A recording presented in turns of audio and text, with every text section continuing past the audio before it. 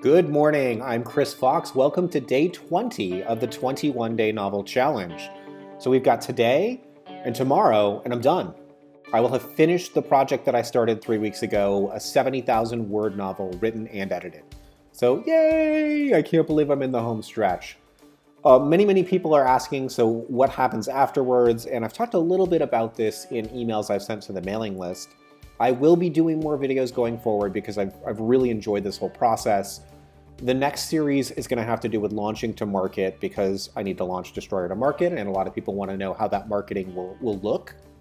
And then I'm also going to do a series of videos on outlining. So you're going to see those over the next month. They won't be every day anymore, so don't worry, I'm not going to constantly spam your email. But you will see at least one video a week, in some cases 2 and 3. And I'm going to keep that going indefinitely because I really do enjoy this medium and I like teaching. So if you have requests for videos, you can always shoot me an email, chris@chrisfoxwrites.com. You can ping me through my website, on Facebook, or through the YouTube comments, and just let me know what you want to see. That said, let's leap into day 20. I'm going to go through a Q&A section next. Okay, so the first question, you're knocking yourself out for this challenge. Do you think that to maintain optimum output over the long haul to sustain a writing career, you would or should go at a slower pace? That's a great question. I would not normally write as I'm doing in the 21-day challenge. So I would normally take more days off, and it would probably have taken me 30 days to get this book done. And that would have, I think, had an enormous impact on my level of energy. Taking a day off here and there is a really good idea. And what I'm doing for the 21-day novel challenge, I don't think is a good way to work. If people can work that way, great, but I feel cumulative exhaustion. So I'm much tired, more tired, see, I can't even talk, much more tired than I was 3 weeks ago. Just because I've been doing this every single day and there's been no break. Monday, I'm super excited because Monday, I don't have to work. I'm gonna take the day off. I'll watch some movies, sit around in my pajamas, and not do much of anything else, nothing productive, because I need to let the creative side of my brain recharge. So yeah, I would agree. Binge writing is risky. A lot of people do it, but you run that risk of burnout when you're done. And so a sustainable writing career is the way to go. And what you'll see me do in future months is 5,000 words a day, 5 days a week. So every month I'm going to be churning out 100,000 words, but I get weekends off. And I think that that's going to be a lot more sustainable and more enjoyable.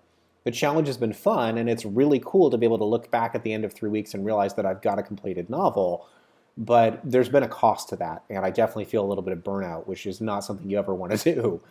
So yeah, be careful. If you're pushing yourself too hard, don't be afraid to take a step back. The second question, so a lot of your first drafts had very little description. How did you fix that in the edit? That's also a great question. What I do when I'm rewriting a scene, there's a whole bunch of mental steps that are happening in my head, and I'll get a checklist together. I've showed you guys individual pieces of that process, but not really the holistic approach. So I'll find a better way to do that. But this particular piece is really important. When I go through a rewrite, I start really thinking about the scene and make sure I understand the scenery around the characters. And then I weave that into their description. So in the first draft, you might just have a character talking to another character, and you'll use dialogue attributions. He said, she said, he stood up, he met her gaze, things like that. In the second draft, I might change that to, she stood up, walked over to the cupboard, and got out a coffee mug. Because now the reader knows, okay, they're probably in a kitchen, you know, they're seeing that cupboard, they're seeing the mug. And if you keep doing that through the entire scene, they get a much better picture of what that scene looks like. So you don't have to do a paragraph of info dump where you explain the entire room and what it looks like. Just every time a character is doing something, see if you can have them touch the scene in some way. Stop to wash their hands, loosen a tie, scoot a chair back and have it scrape along the floor. Pick different senses, sound, hearing, smell, and just do one little bit each time you're doing dialogue for that character, and you'll find a natural cadence through your scene. So if you guys compare the first draft of what I put out to the final draft when you read that, you're going to notice there is a lot more in these scenes, but the scenes themselves are not necessarily any longer. So maybe I only added 100 words, But if it's the right 100 words, the reader now knows a lot more about where that scene is taking place. So that's why in my first draft, I don't do nearly as much description.